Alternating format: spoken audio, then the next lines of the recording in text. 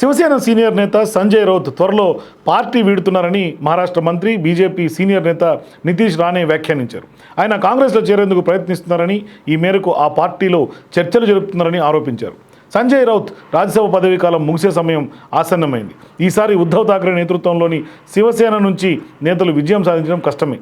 Assembly ఎన్నికల్లోనూ ఆ party 20 స్థానాలు మాత్రమే దక్కించుకోగలిగింది. ఇక పార్టీ భవిష్యత్తు గురించి అర్థం చేసుకున్న సంజయ్ రౌత్ కాంగ్రెస్లో చేరేందుకు సిద్ధమవుతున్నారు. అందుకోసం ఢిల్లీలోని ఓ నాయకుడితో సంప్రదింపులు జరుపుతున్నారని మంత్రి నితీష్ రాణే ఆరోపించారు. సంజయ్ రౌత్ ఇంకా ఎంతకాలం పార్టీలో కొనసాగుతారు, కాంగ్రెస్లో చేరేందుకు ఢిల్లీలో చర్చలు జరుపుతున్న నేత గురించి ఉద్ధవ్ ఠాక్రే సామ్నాలో రాయాలి.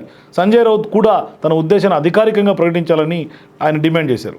మహారాష్ట్ర ముఖ్యమంత్రి దేవేంద్ర ఫడ్నవీస్, డిప్యూటీ సీఎం ఏక్నాథ్ షిండే మధ్య విభేదాలు ఉన్నాయని, ఇది రాష్ట్ర ప్రజలపై ప్రభావం చూపే ప్రమాదం ఉందని ఇటీవల సామ్నాలో సంజయ్ పేర్కొన్నారు. షిండే సీఎం పదవి కోసం పోరాడుతున్నారని, ఈ విషయంపై ఇరువురి మధ్య విభేదాలు తలెత్తాయంటూ ఆరోపించారు. దీనిపై తాజాగా స్పందించిన మంత్రి నితీష్ రాణే ఆరోపణలను ఖండించారు. సంజయ్ రౌత్పై తీవ్ర విమర్శలు గుప్పించారు.